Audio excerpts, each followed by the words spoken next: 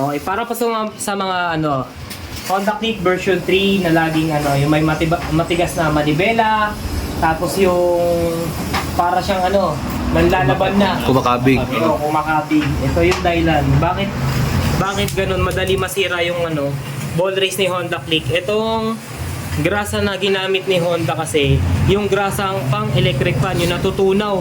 Kaya kung mapapansin nyo, nandito sa taas yung grasa, may grasa pa naman siya nakikita. Pero yung mga bulitas, nagkakalawang na. Kasi yung mga kumapit sa bulitas na grasa, natunaw na. Kaya yung mga natirang grasa, andito na sa taas. Pero tingnan mo yung inilalapatan ng bearing o bulitas, kinakalawang na kasi natunaw na. Ayan. Tingnan nyo po dito sa baba. Ayan, may kita nyo puro kalawang na. Wala nang grasa.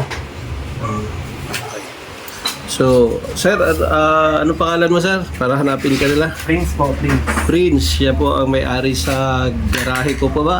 Garahe ko. Garahe ko. Ayan, located dito sa 11th Avenue, North Signal, guys.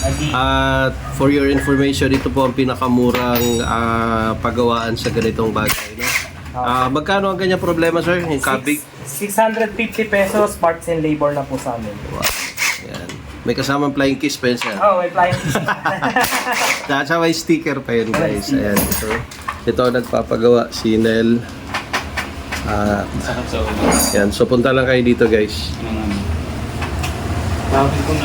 Shout out naman dyan, sir. Shoutout nga pala sa mekaniko namin si Kuya Mac. Ikaw, sir, may gusto i-shout out? Sa lahat po ng subscriber ng ano, ni Sir. Ano po yung ano ni Sir?